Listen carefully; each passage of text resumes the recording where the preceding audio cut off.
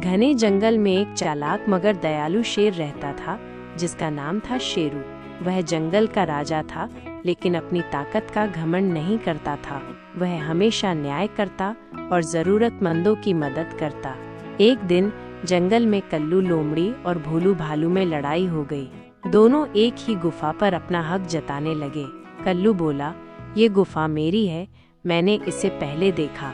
भोलू भी गुस्से में बोला, नहीं, ये मेरी है, मैं यहाँ हर सर्दी में रहता हूँ। दोनों की लड़ाई इतनी बढ़ गई कि पूरे जंगल में चर्चा होने लगी।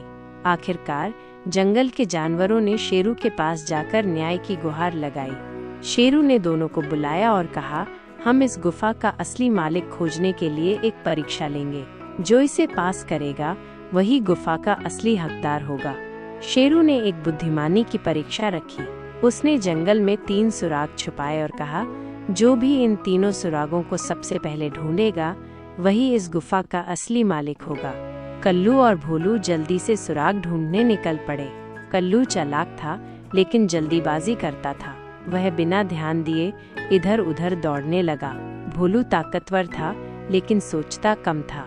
वह बड़ी बड़ी चीजों को हटाने में समय बर्बाद करने लगा। इसी बीच एक छोटी गिलहरी चिकी चुपचाप सब देख रही थी। उसने ध्यान दिया कि शेरू ने सुराग बहुत सोच समझकर छिपाए हैं। वो अपने छोटे आकार और तेज दिमाग का इस्तेमाल कर चुपचाप तीनों सुराग सबसे पहले ढूंढ लाई। जब शेरू ने देखा कि चिकी ने सबसे पहले बुद्धिमानी से सुराग ढूंढ लिए, तो वो मुस्कुराया और बोला, इस गुफा का असली हकदार वह होगा जो ताकत से नहीं बल्कि अपनी बुद्धि से जीतता है। कल्लू और भोलू ने अपनी गलती मानी और चिकी को बधाई दी।